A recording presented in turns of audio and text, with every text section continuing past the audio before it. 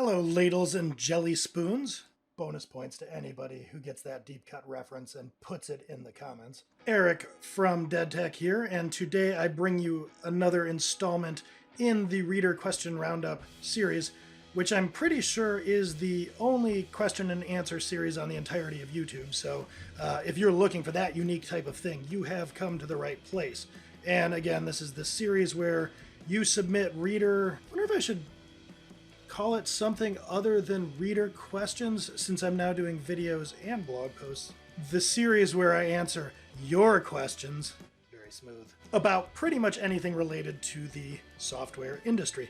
So if you would like to hear today's round of questions, one of which is about moving into management, another of which is about proving the value of consulting, and we got a couple more besides, assuming we have time to get to all of them. If you want to hear that type of thing, stay tuned. Maybe you just like the sound of my voice. In that case, you can also stay tuned. But in any case, coming right up with the questions. All right, first question right out of the gate. Eric, I hope this message finds you well.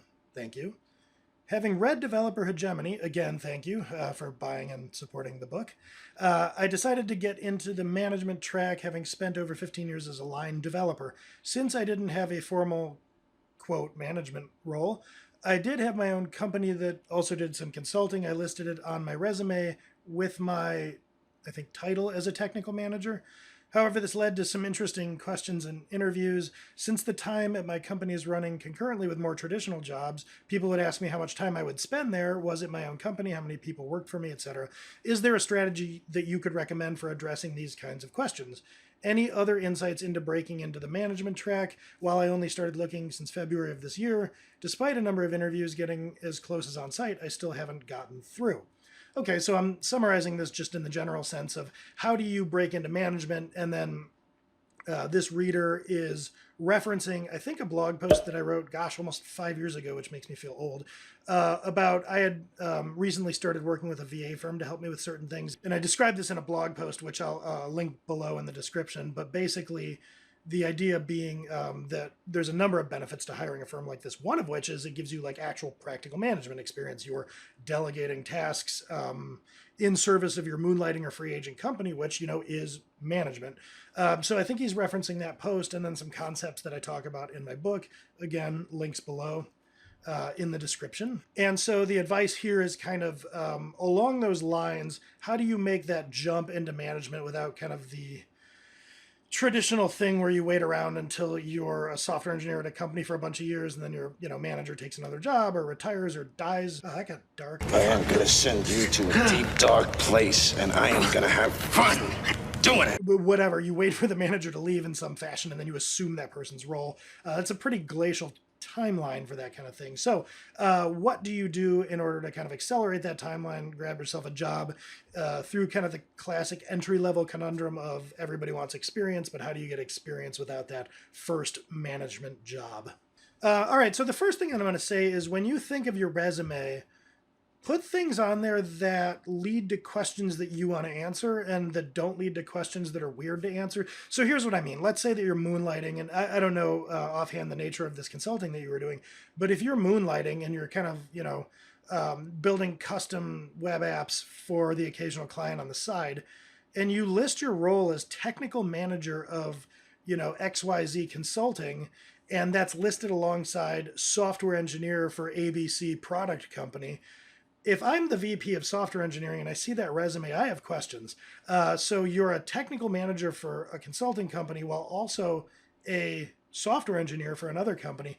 I might have some guesses as to what explains that, but that's deeply weird. That makes it kind of look like you're working two full-time jobs, one as a manager and one as an individual contributor. Why would you be doing that? Brr. No, that's crazy. That ain't real. So right out of the gate, I'm going to say, hey, I'm guessing this consulting thing of which you're a technical manager is just your own sideline business, but can you clarify that for me? So my point here is billing yourself as a technical manager of that is maybe not the title I would pick, because it leads me, the VP of engineering, to ask you that question. So if you just call yourself something like founder, well, now I can sort of mentally place that, and I'm interested in that. So like, okay, you're moonlighting, maybe because your job isn't challenging enough or because you're bored. So tell me about this moonlighting you're doing. You're running your own business. What's that like? Are you managing subcontractors? Are you how are you negotiating? Like, what does that look like? So that's a more favorable posture for you to be in when you're answering questions, just because I can map something to that in my head. Now, if you want to really make that gig work for you as much as possible, I wouldn't just give it a title that doesn't make me wonder if you are putting one over on me or something, a title that doesn't seem weird. I would kind of go through and think from a VP of engineering's perspective what you're doing in that capacity that's valuable. So, for instance, you're probably doing discovery. You're probably managing a budget of some capacity. So the client is saying, I have this amount of money to spend. You're working with the client within that budget to get features. All of that is very management-y. That's going to be of interest to somebody who's interviewing you for a management position. How are you managing client expectations? How are you managing discovery? Are you subcontracting the work? Because that's great. If you're subcontracting to a couple of other engineers, that is like legitimate management experience right there. It's not the traditional thing that they're looking for, where maybe you were a manager before at some other company. But if they're maybe looking to start you on the lower end of a management salary band, a lot of previous standard corporate experience might be too expensive. So walking back out a bit, the first piece of advice I would offer is to think about the questions that people might ask you based on your resume and based on what you're presenting, and then tune your resume and what you're presenting accordingly so that you're kind of prompting them to ask the sort of questions that you want to be answering. Now, more broadly speaking, what I would suggest doing is going out and looking at engineering management type positions and then asking yourself, what do all of these have in common? Like, what are they all asking for? And then you could think about how through your own company and your moonlighting, you could go out and get that sort of thing. So for instance, a lot of them are probably going to be talking about, I want 3 years of management experience, but are they saying they want, 3 years of managing a budget, managing humans, managing client expectations, doing like interdepartmental meetings? Go out and kind of do a survey on, gosh, I don't even know, like, where do these types of jobs get listed anymore? Is DICE still a thing? Like, go to DICE or Monster?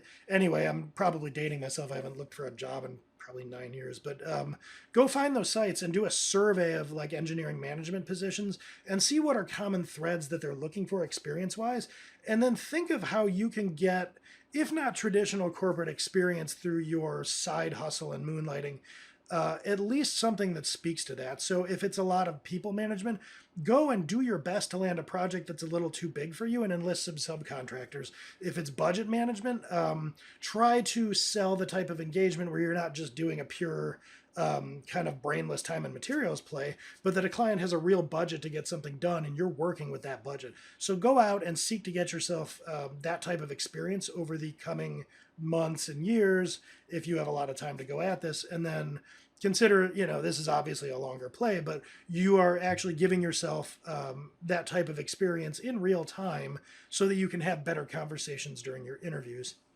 So hopefully that helps. All right, question number 2 is basically how do you prove the value of advice? So I have a screen cap of a tweet here from, it's TJ. Hey, TJ. He asked 2 questions. I'm only going to answer one in this particular roundup. Stay tuned for my answer to the second one in a future video. I kind of like to do variety here instead of, making it about a conversation with a single person in one of these videos. Anyway, his first question is in response to a tweet I must have made. Searching Twitter is kind of awful and makes me want to die a little inside. But I'm guessing it was something about going from doing development work to consulting. And he responded saying that he has a couple of questions. One is, writing code creates tangible output, unlike giving advice.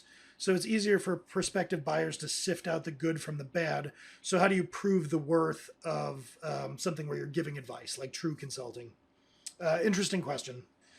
So the first thing I want to do is push back a little bit here on the premise.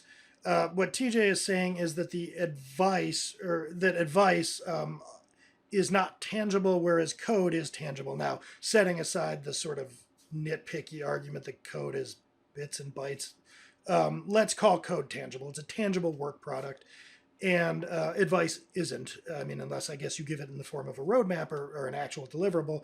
But let's say that I'm just being paid for retainer advice versus code. Does the fact that it's tangible mean that it's valuable? I mean, on its face, because I guarantee you that right now there are literally millions of lines of code being written today that have no market value whatsoever. You know, people are practicing things in their spare time. People are working overtime on a Sunday when I'm recording this on some, I don't know, thing that probably never should have been written in the first place, something that has negative value. Point being, there is an awful lot of tangible output that has no or negative value. So I don't know that I would point to the fact that there's an actual output of what you're doing as value. I mean, if you dig holes in your front yard for no particular reason. Whoa, I've been working on the railroad all the long day. There is output from that, which is dirt.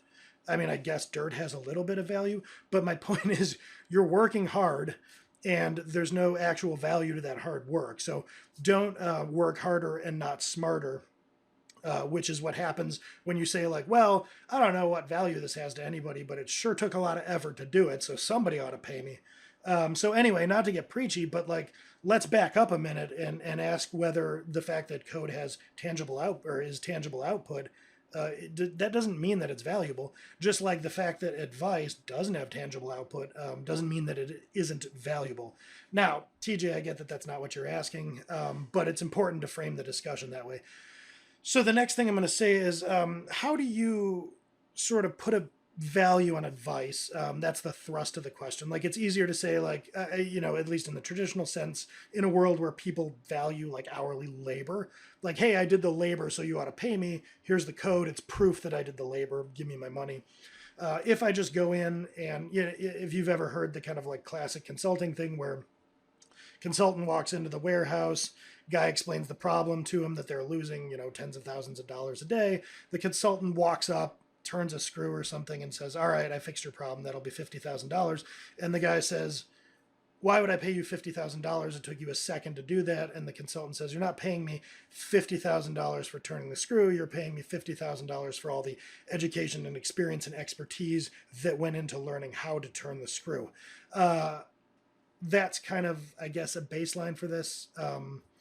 But what you're really paying for is the kind of value of this. So in that aphorism, I would say it's not even the experience. Like, the guy paying doesn't care where or how you knew how to turn the screw. What you're really paying for is the fact that you're no longer losing tens of thousands of dollars a day because somebody fixed that problem for you. That right there is the value.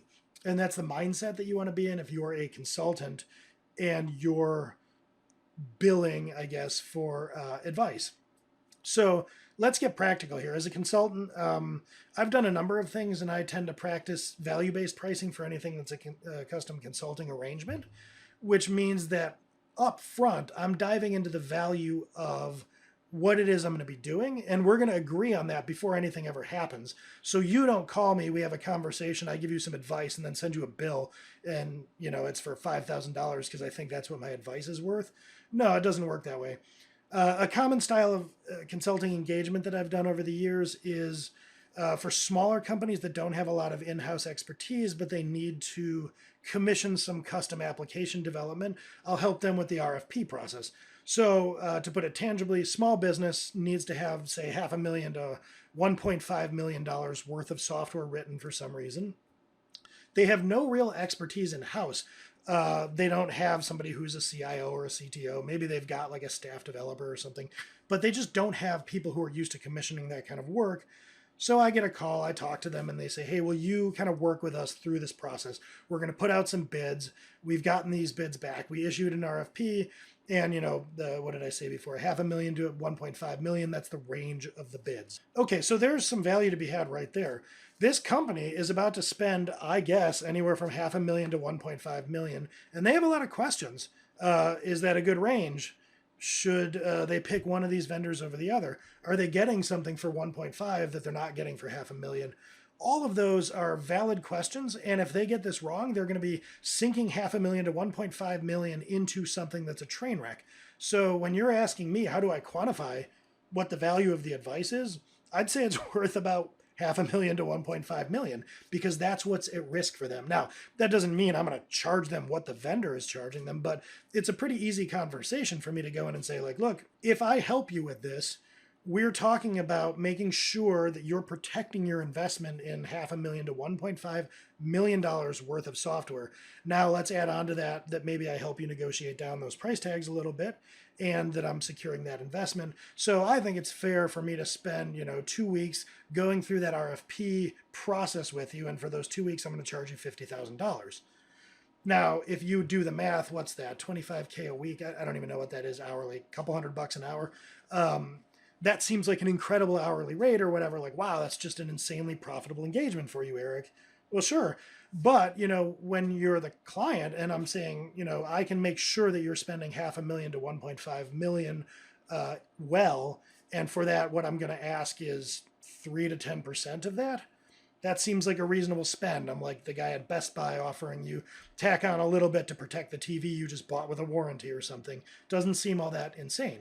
That's pretty dumb, but, Extended warranty? How can I lose? perfect. So walking it back to answer your question, when it comes to consulting, what you're really looking to do is dive in up front and work with your clients to understand what the advice that you're providing is going to be worth. And you do that in a variety of ways, but really it comes down to like what's at risk or what's at issue. I'm coming in to help you get this program, enterprise program worth $20 million back on the rails. So we can talk that's probably what I'm doing is worth a fraction of that 20 million, some fraction. The RFP process, just kind of anything that's going on that you're being brought to advise on. What's at risk? What kind of money is at play here? What are you going to lose without good advice in terms of what you're buying or whether you're doing a build? So that's really how you get into quantifying the value of advice. And I would strongly, in no uncertain terms, recommend quantifying it up front so that when you're sending a proposal, you're saying, like I described, we're talking about ensuring an investment of $500,000 to $1.5 million. So I am proposing, a couple of modes of engagement where I'm going to do anything from, 20K to 50K. With a couple of different options. So we're agreeing right up front on the value of the advice.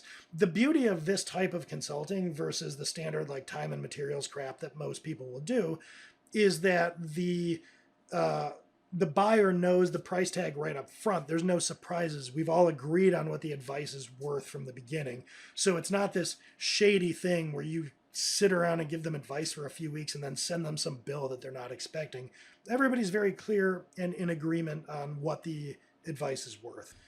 All right, next up, question 3 is, how do I find people to pay for the intersection of what I like and what I'm good at? This was actually brought to me in a much longer question, so I'm not going to show it to you. There was some back and forth here, and the reader provided a lot of like personal context that I don't think would be entirely appropriate to get into, just because it was part of a bigger conversation. But this was basically the ask.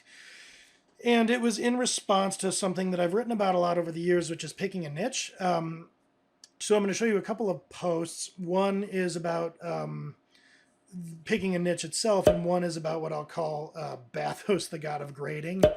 More recent posts. Those are helpful backstories. But this idea, the reader in the question referred to this kind of Venn diagram of what I'm good at, what I like, and then mentioned another one, which is what people will pay for. So this 3-way Venn diagram. But in reality, the question kind of boiled down to how do I find things that are intersection between what I'm good at and what I like, and then how do I get people to pay for those things? And I mentioned a post that I wrote about niche and specialty because what he's describing is a specialty, not a niche. A specialty is the intersection of what you're good at and what you like doing. A niche is a soft spot in the market. And I talked about this a lot in the Bathos, the God of Grading post. What is out there that people need that isn't being served? And that, dear watcher / reader, has absolutely nothing to do with your skills or interests and everything to do with just what's an unserved demand in the market.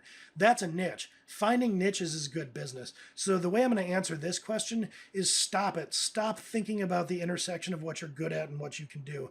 when you're looking to go out on your own and find a niche, it's all about other people. It's not about you. Nobody cares what you're good at and nobody cares what you like. I'm especially good at expectorating. They care about what they need. So what you really ought to go do is find these market soft spots. What are underserved things that are happening out there? Go and get a big backlog and categorize those types of things, catalog them, and find all these niches that could be a viable business. Then, secondarily, organize them by what would you like to do and what would you be well suited to do, and ideally, where do those two intersect in a niche that you could serve. So I don't think this is common just to this reader. I think a lot of you out there do this. I want to go off on my own. Let's see, what am I good at? What do I like? How do I feel? What's good for me?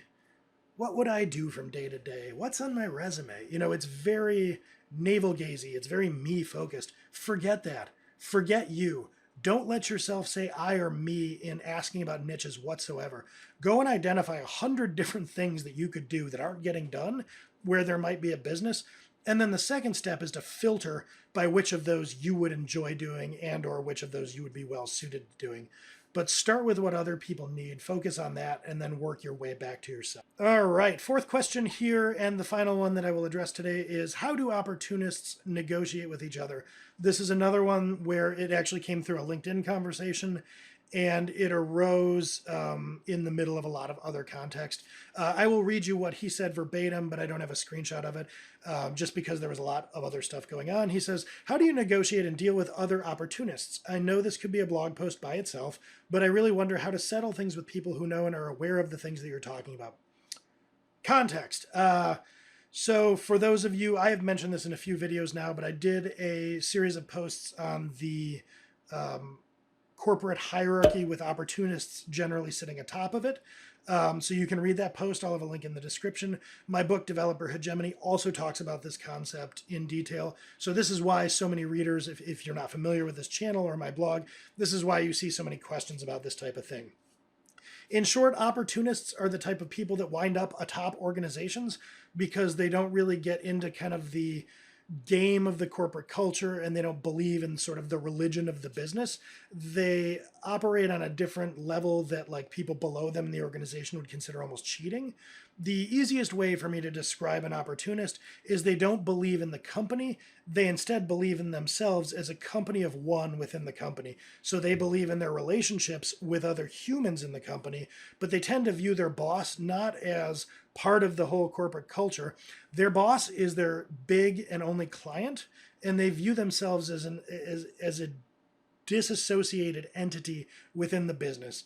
Opportunists don't really see a business. They just see a series of relationships. They don't see a company or the company's culture. They just see their own interests. Okay, so now the question here is, how do these people interact? I get this a lot. Like, how do you negotiate as an opportunist? How do opportunists deal with each other? What is the language of the opportunist? How do you get into this world where you're actually playing for table stakes, whereas the other people below them, idealists and pragmatists, are kind of playing for buttons instead of real money in the corporate culture, or they're playing for buttons instead of real money in like the corporate table stakes game.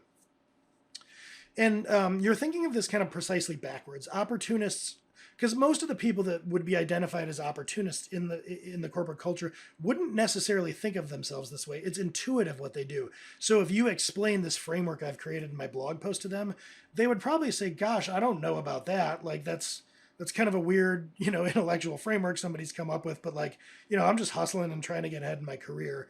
It's not so much that there's this smoke-filled room of people who, once you kind of pull aside the curtain and recognize them, they'll invite you in. Hey, Spider, on your way over here, bring me a cutting water, huh? I'm good. It's not like a Stack Overflow badge or something. It's rather how you approach everything kind of holistically in your corporate journey. And so the way that you behave like an opportunist, the way you negotiate like an opportunist, is to become one. And what that means is you kind of have that matrix moment where you realize that like a company is essentially bullshit. And it's really just a series of relationships between actual humans. Unlike US case law and business law, a company is not an actual entity with any sort of autonomy. It's not an entity you can anthropomorphize. It's not a person. It's just nonsense. It's an invented construct that describes a series of ad hoc relationships between humans. Opportunists are people that realize this. They don't have loyalty to companies. They just have loyalty to other opportunists in a way that makes sense. So kind of good human opportunists, the way that they negotiate with each other is the way that like a free agent would negotiate with other free agents. The way that I, as a business owner, negotiate with our clients and vendors and other businesses, which is whenever possible, you negotiate in a positive sum way. You look for ways that both of you can benefit. Whenever you're forced to, you negotiate in self-interest in a zero-sum way, in ways that ensure that you benefit, and if need be, that other people, don't benefit. I personally am very much a, what's the alignments, like chaotic good type of person. Like I always look for positive sum things. I don't really like zero or negative sum games. But where possible, I will look after my own self-interest. So this is how within the business corporate opportunists negotiate with each other. They're generally looking for ways to have the rising tide that lifts all boats. But above all, they're certainly not loyal to the company. They're loyal to the people that are loyal to them. And they're willing to kind of sacrifice at the altar of advancement the people that aren't loyal to them or that are adversaries. So think of the way that opportunists negotiate with each other, the way that two businesses would negotiate with each other if they were competitors or client vendor, or just kind of not directly doing anything with each other, but looking for opportunities. The way that those business owners would negotiate with each other is the way that opportunists within a company negotiate with each other. Thank you for watching that reader question roundup. I do appreciate you tuning into these videos. If you would like to ask a reader question, you can do so at deadtech.com/ask. I will also have a link to that down in the description, so you can go there right from this page. If you like this video, it'd be great if you could give me a like. It's not just fluff, it actually does help the channel. And if you liked it enough that you want to subscribe, I encourage you to do so. If you're going to do that, maybe click the bell down below, because that will give you an email each time a new video is posted to the channel. And I'll say what I have always said, which is that if you don't like, feel free to give it a thumbs down. I am looking for feedback in whatever form it comes, whether it's comments, likes, dislikes, however you want to engage is of course your business. So with that, I will say thanks again for watching, and I will catch you next time.